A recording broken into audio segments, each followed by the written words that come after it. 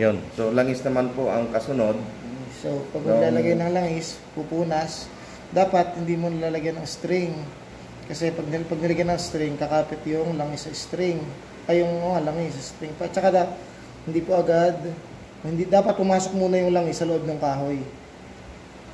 Para hindi, kasi pag pinanasan niyo po agad yan, sayang yung hindi po, matutuyo ulit siya ng ilang linggo lang. Dapat po yan 10 minutes, hayaan niyo lang po babad lang.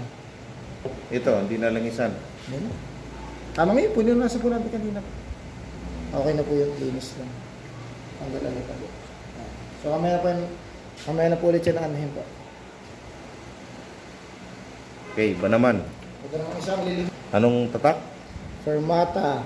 Yun ay local brand sa Pilipinas, ang brand. Pero nagpapagawa sila sa China. Pero at least, lahat ng parts nun, upgraded na. Upgraded yung pickups, upgraded yung fret wires, upgraded lahat yun. Kaya maganda sa kanila bumili. Fermata. Sa Sugi, gitar? Ano ba? Sugi gitar. Hindi ko po kilala. Nasa online. Makati ang kanilang... Mahirap mo nila yan. Ang gaganda ng... Maganda pag bibili ng gitara ngayon, style. dapat naka-stainless na yung frets. Oh. Grabe. Sige, ilang taon na hindi nabubuksan. Ay, mga pa-spring eh. Wala tayong paintbrush po dito. Wala pa, no?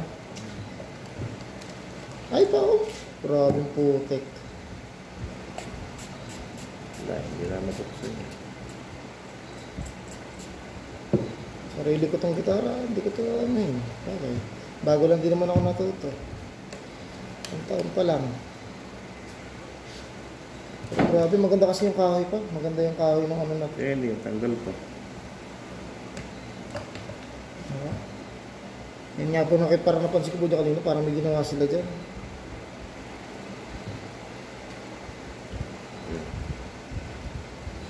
Kaya hindi nilagay dito. Pabalikan natin pa. Tapos na lang kayo dyan.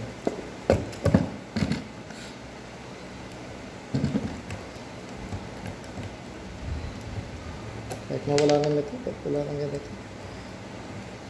Parang pwede itong lagyan ng trim ha. Parang pwede itong gamitin bukas ha.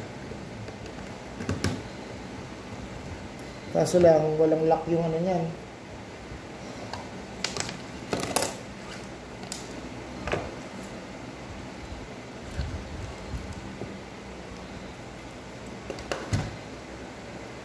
So ganito po yan talaga mga kapatid, ang gamit pag hindi natin talaga, pag napabayaan talaga, super kalawang.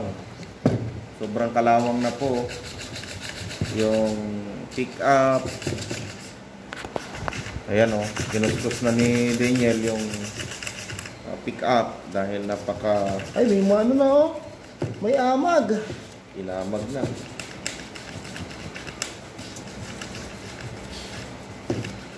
So napakadumi na. Ngayon, parang wala pa rin to sa intonation. Di pa to nakaset up. Nako, tagal na kaunti. Yeah. Oh.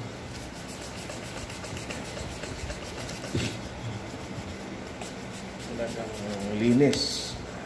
Linisin. Ano, wala kalawang. Jesus. Marami pa kaming lilinisin na lumang gamit from 1990s. 90s pa ito. So ngayon 2025 na. So napaka tagal na, halos 20 years na mahigit.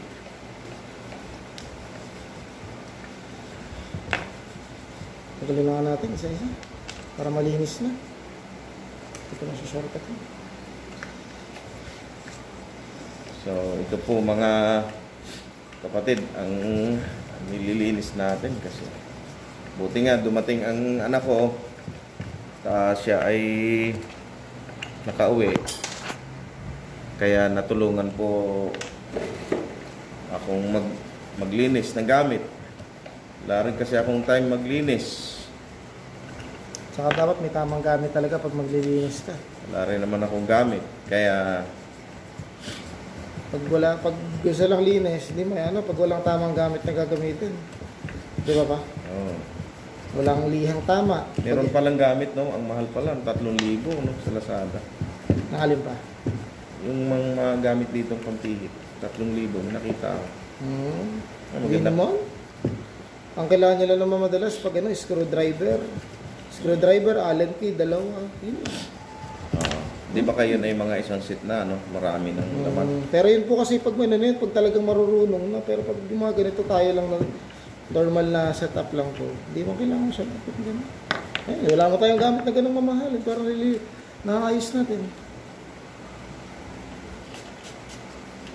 Ano lang yun, pag talagang pagkakakitaan mo na. Yan. Pero pag hindi pa, okay lang yan, ganyan lang po muna. Oh. Linis. Oh, nasan yung kalawang na? Wala na. Oo nga. Kalawang, wala kalawang. Bili natin lahat ng kalawang dyan pa. Hindi tayo bumili. Sayang.